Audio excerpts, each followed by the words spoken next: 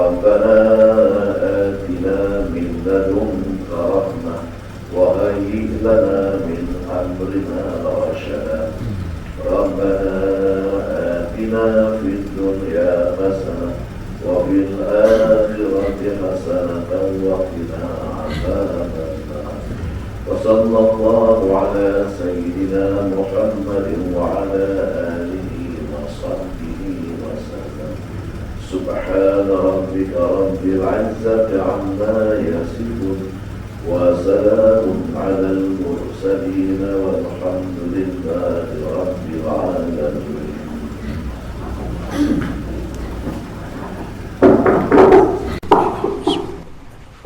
Assalamualaikum warahmatullahi wabarakatuh.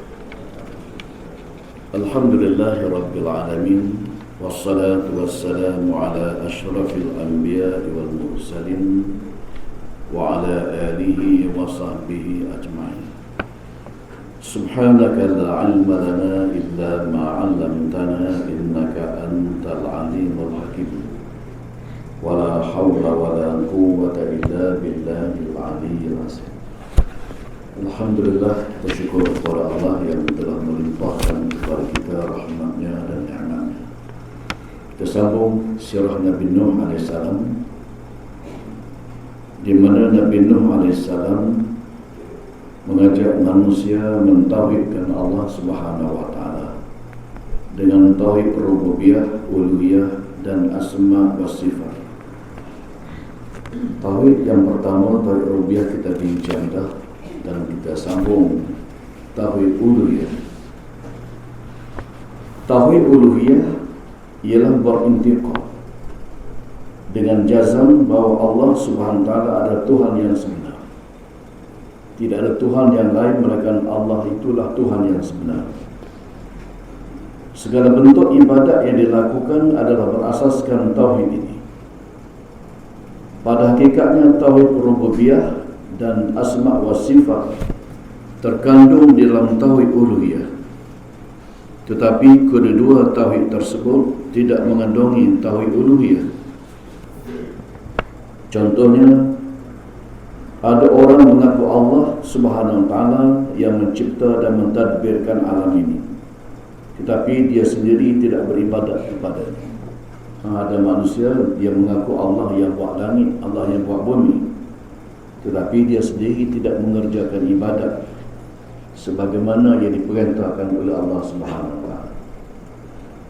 Tauhid inilah yang membezakan di antara golongan muwahhidin yang membesarkan Allah Subhanahu wa taala dengan golongan musyrikin yang menyekutukannya. Jadi golongan musyrikin ini golongan yang menyekutukan Allah, manakala golongan muwahhidin ialah orang yang membesarkan Allah Subhanahu wa taala. Tauhid uluhiyah adalah menjadi asas dalam agama awal dan akhir, zahir dan batin. Tauhid uluhiyah ini menjadikan dasar ataupun asas agama yang dibawa oleh nabi-nabi dan rasul-rasul di muka alam ini. Di atas asas tauhid inilah Allah memerintahkan manusia dan jin supaya beribadat kepadanya saja, tidak beribadat kepada yang lain. Wa ma khalaqtul jinna wal insa illa liya'budun. Allah dan aku tidak menciptakan jin dan manusia melainkan untuk mereka menyembah dan beribadat kepada Aku. Atas asas tauhid inilah Allah perintahkan kepada manusia dan juga jin supaya beribadat kepada Allah. Manusia ada yang beriman, ada yang tidak beriman. Jin, makhluk yang dijadikan daripada api, ada yang beriman dan ada yang tidak beriman.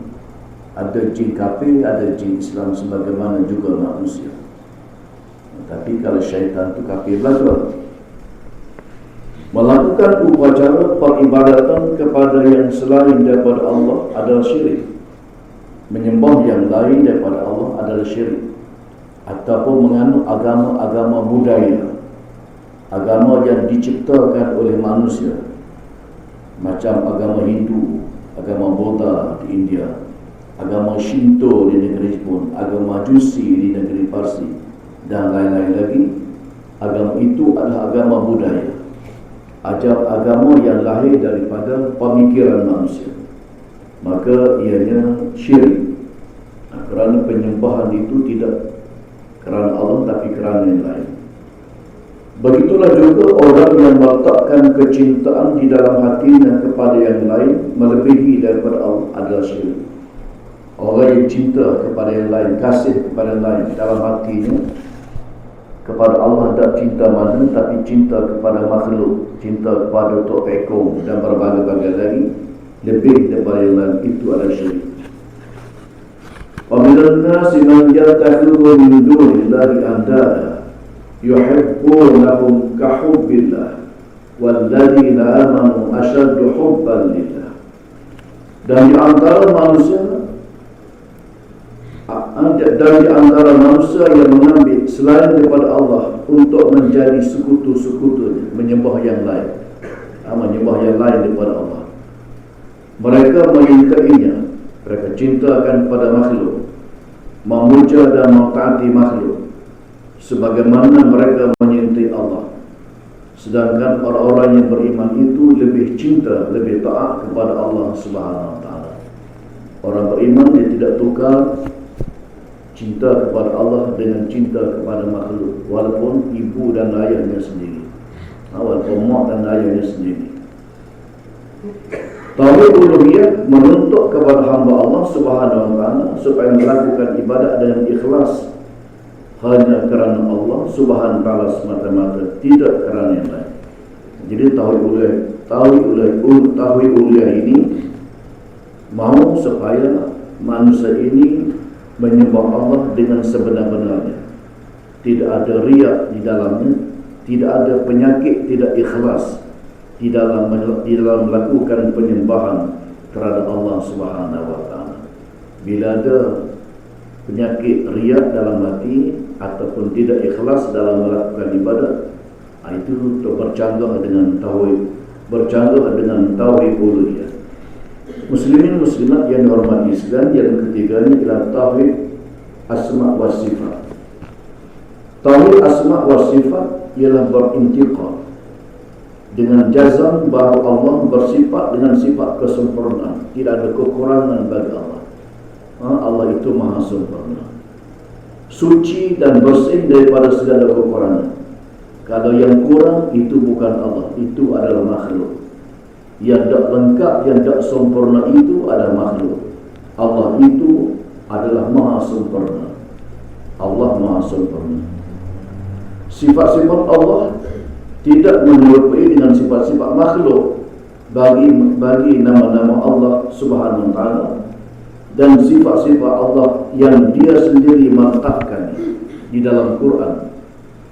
Bagi zatnya dan Rasul Sallallahu Alaihi Wasallam menetapkan bagi Allah Subhanahu Wa Taala di dalam hadisnya tanpa mengubah kalimah dan pengertiannya, tanpa mengingkarinya. Tauhid tersebut adalah berdasarkan pada tiga asas. Tauhid sifat asma wa sifat ini berdasarkan pada tiga.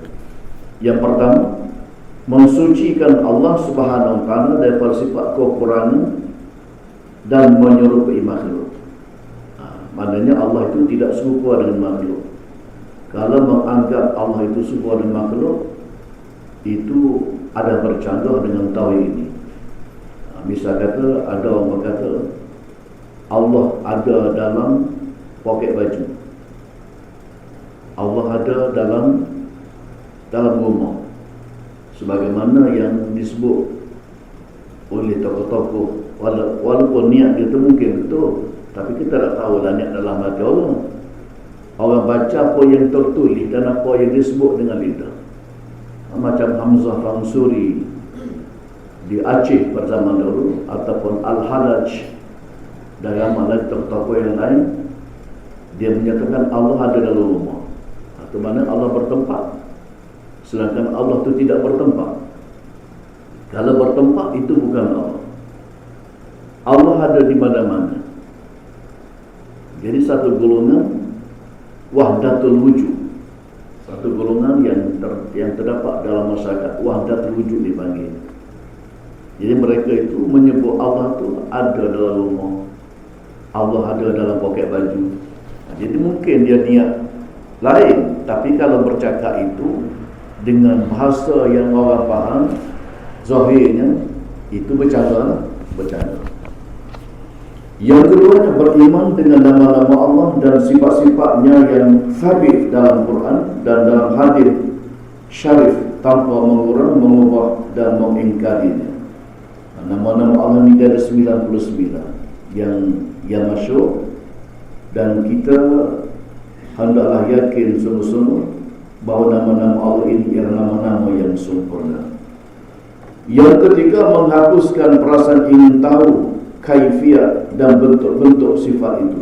Kita tak boleh kaji tentang zat Allah Subhanahu Wa Taala dan juga roh, sebab akal manusia, otak manusia ini tak sampai. Lemahnya manusia ini tak boleh kaji tentang sifat-sifat Allah. Tak boleh kaji tentang roh, kerana ianya bercanggah dengan fitrah manusia itu sendiri.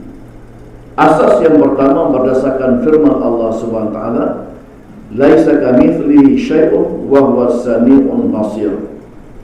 Tiada sesuatu pun yang sebanding dengan dia, dengan zat Allah dan sifat-sifatnya dan pentadbiran. Tak ada makhluk yang dapat disamakan dengan zat Allah. Tak ada makhluk yang dapat disamakan dengan sifat-sifatnya dan pentadbirannya. Kerana Allah Subhanahu Wa Taala itu Khaliq yang menciptakan makhluk. Makhluk ini dijadikan, Allah yang jadi. Walaupun ada di kalangan manusia ni hebat dari segi cerdik akal, tapi sebenarnya cerdik itu sikit aja berbanding dengan ilmu Allah Subhanahu Wa Taala yang tidak ada batas sempadannya. Dan dialah yang maha mendengar lagi maha melihat. Jadi makhluk tak boleh dibandingkan dengan Allah Subhanahu Wa Taala, kerana makhluk ini kekurangannya banyak dan Allah ini adalah maha sempurna, tidak ada kekurangan pada diri Allah Subhanahu Wa Taala. Allah tidak sama dengan makhluk. Kalau sama dengan makhluk, itu bukan Allah, itu makhluk. Kalau yang sama dengan Allah itu bukan Allah, itu adalah makhluk. Mana-mana zat tidak menyerupai zat Allah Subhanahu Wa Taala. Mana-mana nama tidaklah menyerupai nama-nama Allah Subhanahu Wa Taala. Mana-mana perbuatan tidaklah menyerupai perbuatan Allah Subhanahu Wa Taala. Dan mana-mana sifat tidaklah menyerupai sifat-sifat Allah Subhanahu Wa Taala. Tak serupa, tak sama dengan makhluk. Tak sama dengan makhluk. Maha suci zat Allah Subhanahu Wa Taala yang qadim, daripada menyerupai sifat-sifat makhluk yang baru. Makhluk ni baru, sedangkan Allah itu qadim. Allah selama-lamanya ada. Makhluk dia ada awal dan dia ada akhir, ada permulaan dan ada kesudahan. Sebab apa? Sebab dia dijadikan. Sedangkan Allah, dia sedia ada selama-lamanya. Dia sedia ada selama-lamanya. Makhluk ada permulaan, ada akhirnya. Itu makhluk. Maha suci zat Allah yang qadim daripada menyerupai sifat-sifat makhluk yang baru. Begitulah juga mustahil ada sifat-sifat qadim pada zat yang baru. Dia tak nasabah pada makhluk itu ada sifat Allah. Sebab itulah manusia yang mengambil takabur umpamanya. Takabur ni Allah, sifat Allah, pakaian Allah Subhanahu Wa Taala. Barang siapa yang ada sifat takabur, hak Allah Subhanahu Wa Taala, sekecil mana pun takaburnya, Allah akan campakkan orang takabur itu ke dalam api neraka. Ahlussunnah wal Jamaah adalah berintikad sedemikian. Itu intikad Ahlussunnah wal Jamaah. Dan yang selamat dalam perjalanan hidup di atas muka bumi ini, bila manusia itu berakidah dengan akidah Ahlussunnah wal Jamaah.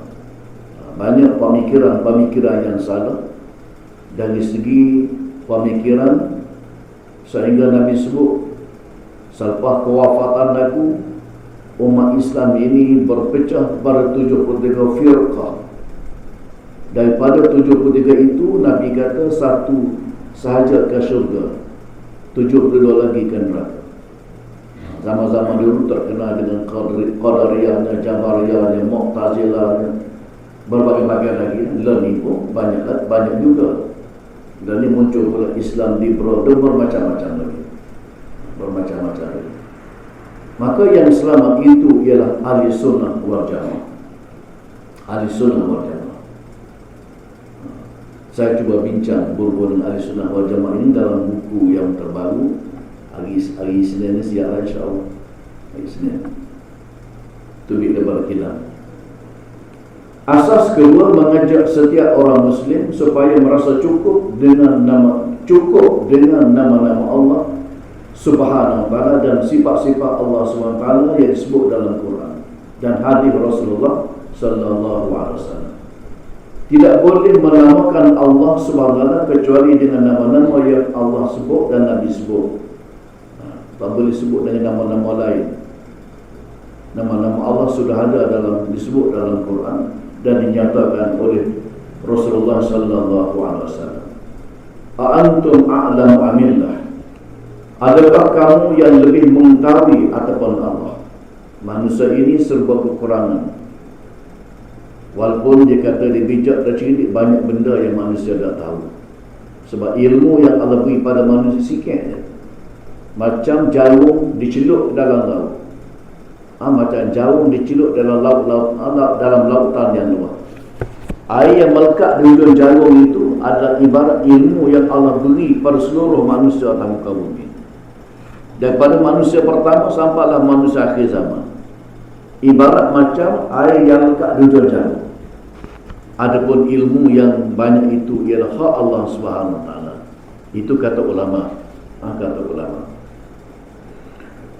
Asas ketiga, mengajak setiap orang Muslim beriman dengan nama-nama dan sifat-sifat Allah Subhanahu wa ta'ala, mengikut yang dinaskan dalam Al-Quran dan hadis Nabi tanpa menanya kaifiat. Zat Allah SWT tidak harus ditanya tentang hakikat dan kaifiat. Begitulah juga sifat-sifat Allah SWT tidak harus ditanya tentang kaifiat. Ulama zaman silam menyatakan bahawa bertanya mengenai kaifiat Allah adalah bid'ah. Bid'ah ni maknanya terkeluar buat benda yang tak dilakukan oleh Rasulullah. Iman bukan diwarisi. Iman bukan diwarisi. Tidak semua anak Nabi Nuh alaihissalam beriman kepada Allah, kerana iman bukan diwarisi. Anak Nabi Nuh ramai, tapi tak semuanya beriman kepada Allah Subhanahu wa ta'ala. Ada yang tidak beriman, walaupun ayahnya Nabi. Isteri Nabi Nuh sendiri pun dia lawan Nabi Nuh. Isteri Nabi Nuh, isteri Nabi Lut, dia lawan suami dia. Dan dua orang isteri Nabi ini di antara yang dimasukkan ke dalam api neraka. Sebab dia lawan. Dia lawan ajaran yang dibawa oleh Nabi, walaupun suami mereka sendiri. Walaupun ibu bapa beriman kepada Allah, anak belum tentu beriman juga kepada Allah Subhanahu wa ta'ala. Walaupun takinya ulama terkenal, ayah pun hebat juga, belum tentu anak cucu beriman hebat macam ayah dan macam takir. Belum tentu. Sebab iman ini dia bukan diwarisi. Iman bukan diwarisi. Ayah seorang beriman belum tentu anak juga beriman, belum tentu. Jadi bergantung kepada tarbiyah, bergantung pada pendidikan, bergantung kepada pendidikan tarbiyah. Oleh kerana itu, ibu bapa berkewajipan mendidik anak-anak mereka dengan didikan agama sejak daripada kecil, supaya anak-anak itu terbentuk di dalam acuan iman dan Islam. Jadi anak-anak ini adalah ibarat macam kain putih. Mu ayahlah yang mencorakkan anak itu nak jadi warna lagu mana. Nak jadi warna lagu mana bergantung pada mu ayah. Artinya bergantung pada pendidikan. Sebab itulah ibu dalam Islam ini dia ibarat macam guru besar. Ibarat macam guru besar. Seorang ibu tu ibarat macam guru besar. Kerana anak yang dilahirkan itu pertama sekali yang mendapat pendidikan ialah daripada mak. Pendidikan secara tidak langsung ataupun pendidikan secara tidak langsung lah. Anak tengok mak, anak dengar suara mak, anak pandang wajah mak. Kalau mak tu seorang yang berakhlak, maka anak pun akan terikut-ikut menjadi orang yang berakhlak. Mak yang membuaikan anak, kalau mak tu berzikir ketika membuaikan anak, artinya anak itu akan terpengaruh dengan pendidikan daripada ibunya sendiri. Mula-mula anak keluar ke atas muka bumi ini, bapa ataupun toki bang dan komak di telinga anak itu sendiri. Artinya pendidikan tauhid telah pun dimasukkan, dimulakan. Mula-mula anak itu dilahirkan. Pendidikan tauhid, pendidikan akidah. Jadi pendidikan itu penting sejak daripada awal lagi. Belum masuk mana-mana pusat pengajian, daripada awal itu perlu dididik anak-anak ini dengan cara yang sempurna, dengan cara yang baik, supaya anak ini terbentuk mengikut acuan Islam dan mengikut acuan iman itu sendiri. Maulana Abu Al-Ala Al-Maududi menyatakan, Maulana Abu Al-Ala Al-Maududi ini ulama terkenal Pakistan. Dia menyatakan generasi hari ini menjadi orang yang beriman hasil daripada peranan ibu bapa mereka mendidik mereka dengan didikan agama.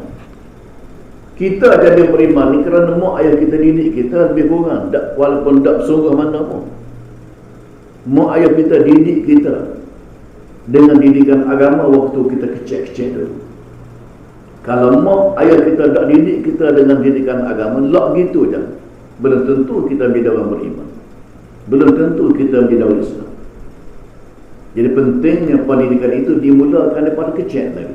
Budak yang masih kecil lagi itu perlu dididik supaya mereka ini beriman kepada Allah Subhanahu Wa Taala.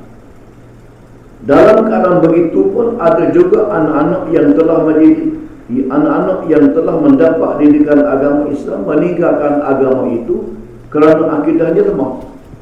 Walaupun awalnya mendapat didikan agama, mak ayah didik anak dengan didikan agama, toki didik lagi cucu dengan didikan agama, besar sikit aja bila berkawan dengan kawan-kawan, terpengaruh dengan kawan, akhir sekali meninggalkan Islam.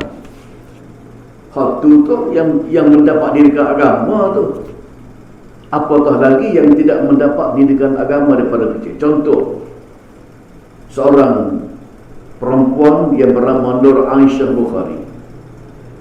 Dulu gempa sekali kat Malaysia. Saya ambil contoh je ni. Nur Aisyah Bukhari seorang wanita daripada Pontian, Johor. Orang Pontian, Johor. Dia murtad dan masuk Kristian. Dia murtad dan masuk Kristian kerana masuk Kristian kerana dia ini mendapat didikan agama daripada keluarganya sejak daripada kecil lagi, tapi dia murtad masuk Kristian, berkawan dengan orang yang tidak Islam. Seorang daripadanya berbangsa Cina. Lalu dia cinta, jatuh hati pada bangsa Cina ni, menyebabkan dia keluar daripada Islam. Dia mendapat didikan agama. Ayah dan datuknya ada imam, seorang tok imam. Seorang tok imam yang disegani oleh masyarakat di Pontian Johor. Ayahnya, tokinya memang orang terkenal dari segi pegangan agama ni. Haji Bukhari menghantar gadis itu ke sekolah agama, belajar sekolah Arab. Nur Aisyah Bukhari ni hingga sampai ke peringkat tingkatan 6. Tingkatan 6 ni kira tinggi dah. Umur 17 tahun, tingkatan 5. Tingkatan 6 ni 18-19 tahun. Masuk tingkatan 6 sekolah agama. Aisyah banyak menghafal surah-surah dalam Quran, termasuk surah Yasin pun dia hafal. Kita apa pun surah Yasin. Aisyah ni dia hafal surah Yasin. Banyak surah-surah lain dia hafal. Artinya mak ayah dia, tauki dia, didik dia daripada kecil lagi dengan didikan agama. Pada 19 hari bulan 11 tahun 1997 berlaku peristiwa yang menggemparkan seluruh negara. Pada masa itu saya ikuti perkembangan ini. Waktu Aisyah Bukhari ini lari daripada keluarga dia dan tak dapat dikesan sampai hari ini. Sampai hari ini dia tak balik kepada keluarga dia. Di mana Aisyah Bukhari ini murtad. Gadis itu berani menelpon, dia telefon pada ayah dia menyatakan saya dah memeluk Kristian ayah. Ayah dia orang beragama, Haji Bukhari. Dia kata saya ayah telah memeluk Kristian. Aisyah menukar agamanya kerana dia cinta kepada seorang pemuda Kristian yang berbangsa Cina bernama Tio Huai Liu. Cina itu bernama Tio Huai Liu. Kerana pengaruh perasaan cinta dalam hatinya kepada seorang yang bukan Islam, lalu dia meninggalkan Islam.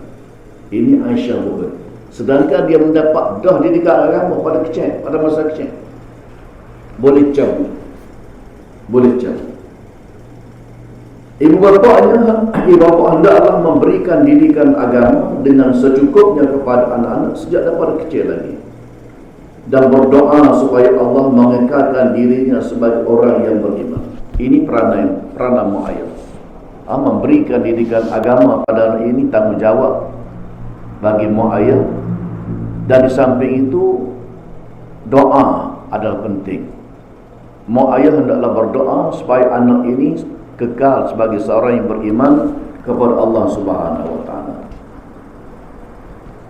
Pendidikan yang berdasarkan akidah, berdasarkan akhlak, berdasarkan ajaran Islam itu adalah penting untuk mengukuhkan akidah. Macam tadika umpamanya, dia berbeza dengan pasti. Tadika yang ada dalam negara ini, dia sukatan ini tidak sama dengan sukatan pasti. Kalau pasti ini ada pendidikan akhlak, pendidikan akidah, pendidikan sirah, pendidikan hadis, sunnah. Kalau tengok sukatan pasti ini cukup baik. Nak didik anak pada mereka awal asas dengan asas-asas akidah, asas tauhid, dan juga dengan asas-asas yang lain. Kalau tadika ni, tadika Kristian, tak benar apa nyanyi nari gitu ya. Tapi ramai juga di kalangan anak kita ni hantar ke tadika Kristian, tadika Saint Teresa dan berbagai-bagai lagi. Atau anak yuran bukan sikit, banyak yuran dia. Tapi ada di kalangan anak Israel yang hantar anak dia di tadika Kristian. Sedangkan matlamat orang Kristian ini dia bukan tadika, bukan setakat tu, ada matlamat lain untuk menjauhkan orang Islam itu daripada akidah.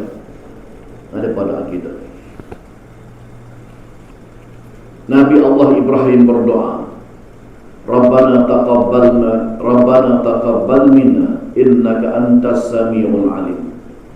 Rabbana waj'alna muslimaini laka wa min dhurriyyatina ummatan muslimatan lak wa arina manasikana wa tub 'alaina innaka antat tawwabur rahim.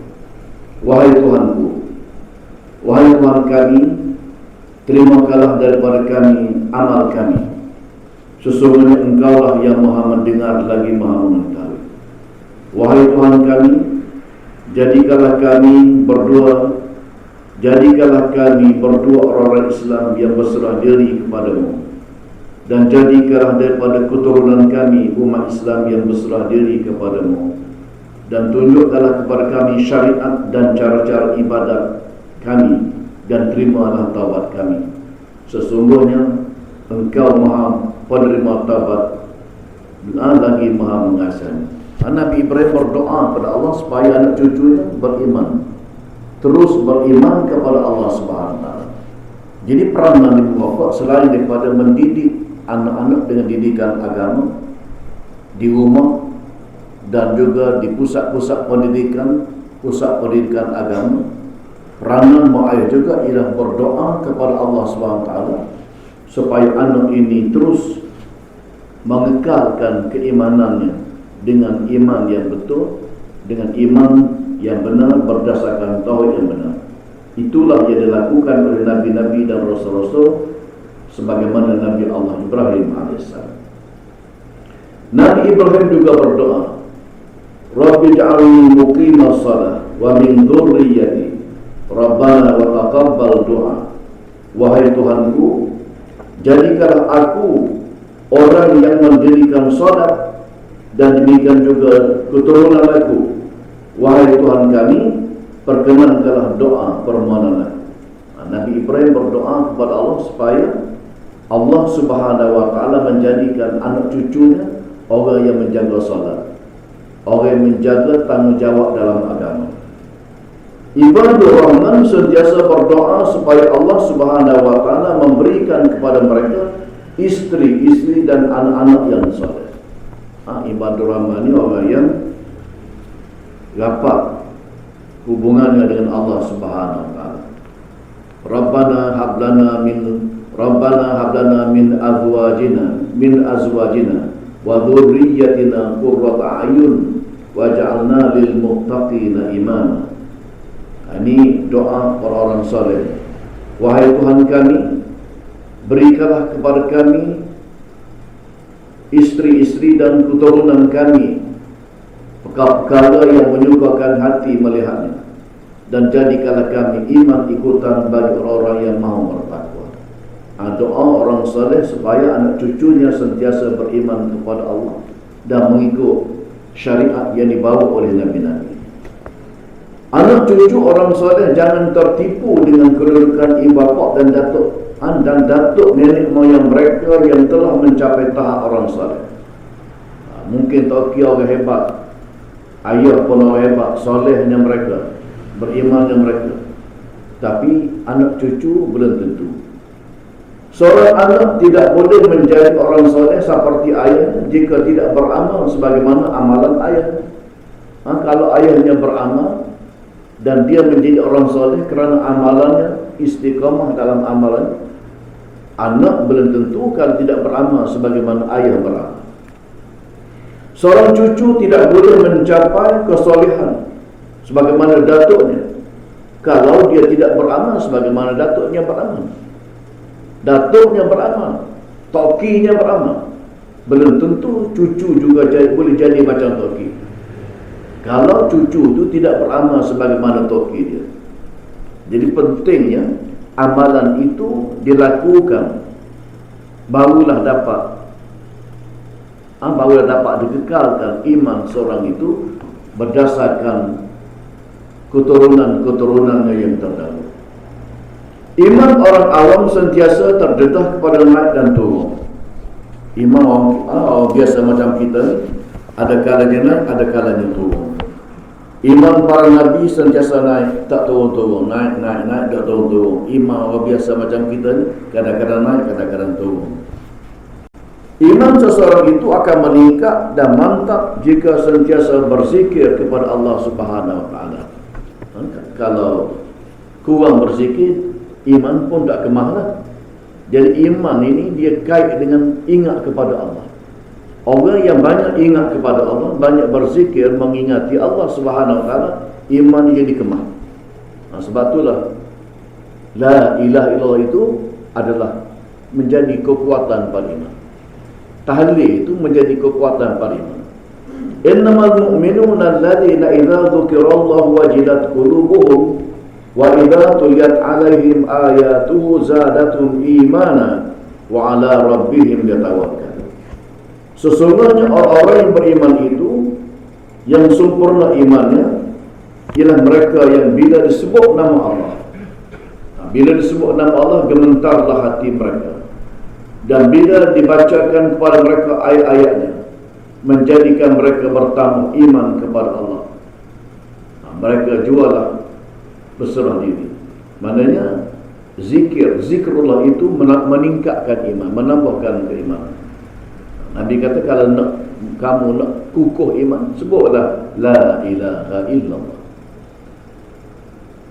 Sebutannya pendek tetapi berat dari segi timbangan Allah SWT. Kalimah tu pendek je, la ilaha illallah pendek, tapi kalimah yang pendek ini berat dalam timbangan Allah SWT. Zikir ialah ingat kepada Allah, sama ada dalam hati ataupun dengan lidah. Kita bertasbih subhanallah, bertahlil la ilaha illallah, bertahmid alhamdulillah, bertakbir Allahu akbar, beristighfar astaghfirullahalazim, membaca takdis, membaca hauqalah, membaca basmalah, membaca Quran, membaca hadis, dan doa-doa yang ma'thur, doa yang baik yang diamal oleh Rasulullah. Ingat di dalam hati ialah memikirkan kebesaran Allah. Kita teringat dalam hati, pergi kat Sekayu, tengok air terjun, tengok suasana persekitaran itu, kita ingat kepada Allah yang menjadikan tempat itu. Ataupun zikir, duduk patah batu buruk, tengok air ombak, tengok pada angin bertiup, tepuh daunnya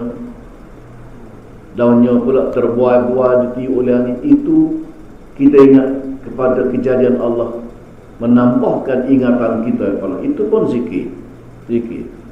Kita sebut subhanallah, alhamdulillah, Allah zikir. Kita baca Quran pun zikir.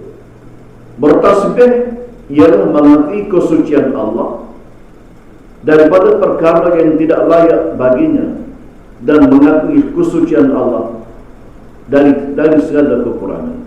Umpamanya kita menyebut subhanallah, maha suci Allah, maknanya Allah itu tidak ada kekurangan baginya. Maha suci bermaksud Allah itu tidak ada cacat dan celah. Allah itu tidak ada kekurangan. Kalau yang kurang itu bukan Allah, itu adalah makhluk.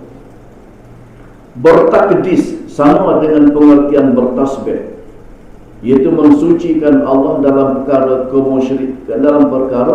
kemusyrikan, kemusyrikan ini. Lafaz takdis adalah seperti berikut: Subuhum kudusum Rabbuna Rabbul malaikat waruh. Atau takdis, maha suci Allah, maha besar Allah dari segala kekurangan. Dialah Tuhan kami, Tuhan segala malaikat dan Tuhan segala jiwa. Itu dipanggil takdis. Subuhum kudusum Rabbuna Rabbul malaikat waruh. Lafaz basmalah, bismillahirrahmanirrahim, atau basmalah. Dan basmalah ini, bismillah ini dia hebat. Orang yang memulakan basmalah ini ialah Nabi Allah Sulaiman AS ketika dia menulis surat kepada Ratu Balqis. Dan Nabi Muhammad SAW juga menulis basmalah, bismillahirrahmanirrahim, ketika menghantar surat kepada pembesar-pembesar negara Rom, Parsi, Mesir dan berbagai lagi, mengajak pemimpin itu kepada Islam. Lafaz hauqalah, hauqalah ialah la hawla wa la quwwata illa billah. Tidak ada daya upaya untuk menolak sesuatu kemudaratan dan mendatangkan sesuatu manfaat melainkan dengan Allah. Kita mengaku kita ini serba kekurangan. Kita tak boleh buat sesuatu kalau tidak dengan izin Allah SWT. Nak kat tangan, nak bubuh makanan mulut pun tak elok kalau Allah tak izin. Kita nak melangkah kaki, walaupun setapak, tak elok kalau Allah tak izin. Maka kalimah la hawla wa la quwwata illa billah ini adalah kalimah yang sangat hebat. Kita nak keluar daripada rumah kita, bismillah, tawakkaltu ala Allah, wala hawla wala quwwata illa billahil aliyyil azim. Keluar rumah. Maksudnya kita mengaku kita ni kekurangan, kita mengaku kita ni berhajat kepada Allah untuk tolong dan bantu kita, untuk jaga keselamatan kita, untuk jaga rumah kita yang kita tinggalkan. Kita bergantung kepada Allah Subhanahu wa taala. Lafaz hasbalah, lafaz hasbalah ini semua zikir belaka ni. Hasbi Allah wa ni'mal wakil. Allah Tuhan semesta alam cukup bagiku. Aku tidak perlu kepada selain daripadanya, dan dialah sebaik-baik penjaga dan menjaga kemaslahatan dan manfaat. Maknanya Allah yang jaga alam ini, Allah yang jaga diri kita dan jaga seluruh. Kita tidak berhajat kepada yang lain, kita berhajat kepada Allah yang menjaga alam ini. Lafaz istighfar, ringkas sekali, astaghfirullahalazim, pendek sekali. Pagi-pagi boleh kita sebut 100 mudah ya, sekejap ya 100. Saya memohon keampunan kepada Allah yang Maha Besar. Nabi kita Muhammad beristighfar, minta ampun kepada Allah 100 kali sehari. Ada hadis kata 70 kali. Nabi kita.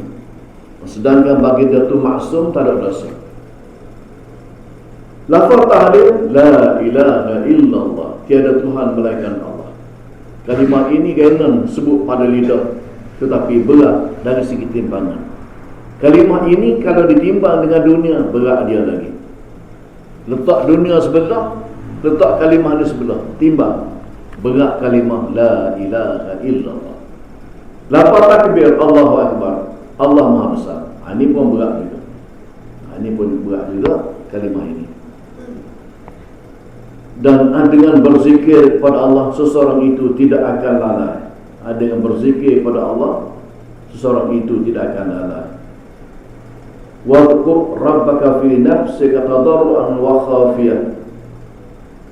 Dan sebutlah serta ingatlah akan Tuhanmu dalam hatimu dengan merendahkan diri. Menyebut Allah SWT tak perlu kuat, berdoa pun tak perlu kuat, kecuali Tok Imam, Tok Khatib ketika membaca khutbah depan ramai, perlulah kuat. Sebab di belakang dia tu ramai makmum.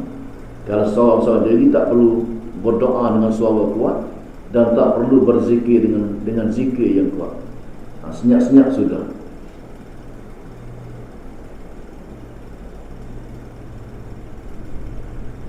Menurut Imam Al-Ghazali, zikir itu ada awal dan ada akhir. Permulaannya menimbulkan kelapangan hati, dan pelidahnya menimbulkan kelapangan dalam diri. Jadi orang berzikir ini dia akan lega, perasaannya akan lega, fikirannya akan lega, dan dia akan mendapat ketenangan jiwa. Jelas berzikir kepada Allah boleh mendekatkan diri kita dengan orang yang banyak berzikir, lagi dekatlah dia dengan Allah Subhanahu Wa Taala. Orang yang banyak berdoa, dekat juga dia dengan Allah Subhanahu Wa Taala. Doa pun termasuk di dalam rangkaian zikir juga. Orang mukmin sentiasa berzikir kepada Allah Subhanahu Wa Taala. Ibarat orang yang sedang bercinta akan sentiasa ingat kepada orang yang dicintainya. Cinta kepada Allah lebih utama daripada cinta sesama makhluk. Jadi dengan berzikir kepada Allah, maka boleh akan mendekatkan diri kepada Allah Subhanahu Wa Taala. Dengan kita sebut la ilaha illallah ataupun kalimah-kalimah yang lain, menjadikan kita ini lebih dekat dengan Allah Subhanahu Wa Taala.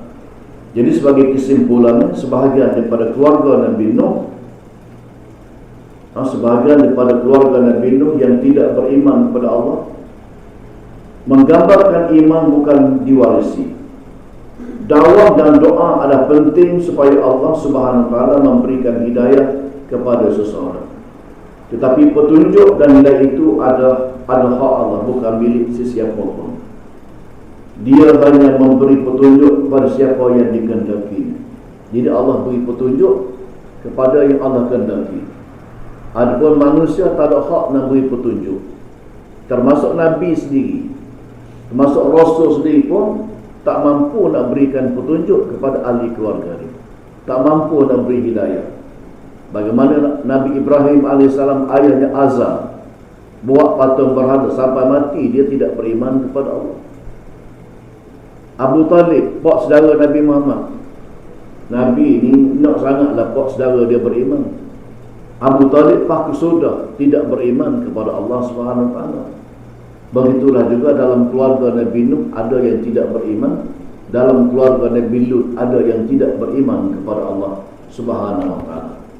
Innaka la tahdi man ahbabta, walakin Allah yahdi man yasha, wa huwa a'lamu bil muhtadin. Sesungguhnya engkau wahai Muhammad tidak berkuasa memberi hidayah petunjuk kepada siapa yang engkau kasih. Nabi Muhammad kasih pada kuat saudara dia, tolong dia, bantu dia. Tetapi Allah jualah yang berkuasa memberikan hidayah, petunjuk kepada sesiapa yang dikehendaki. Jadi Allah saja yang boleh beri petunjuk. Adapun manusia walaupun Nabi sekalipun tidak ada kuasa untuk memberikan petunjuk pada orang yang dia kasih. Sebagaimana Nabi kita Muhammad tak berjaya untuk menarik bapa saudaranya Abu Talib itu menjadi orang yang beriman kepada Allah Subhanahu Wa Taala. Sedangkan doa Nabi ini hebat. Doa Nabi sangat hebat. Walau bagaimanapun Islam mengajar kepada kita supaya kita berdoa, didik anak dengan didikan akhlak, dengan didikan akidah, dengan didikan iman, dan juga doa supaya Allah terus mengekalkan ahli keluarga kita ini sebagai keluarga yang beriman kepada Allah SWT. Muslimin muslimat yang dihormati sekalian, setakat itu dulu untuk pagi ini. InsyaAllah kita akan sambung dalam kuliah kita yang akan datang. Wallahu alam, wabillahi taufiq wal hidayah. Wassalamualaikum warahmatullahi wabarakatuh.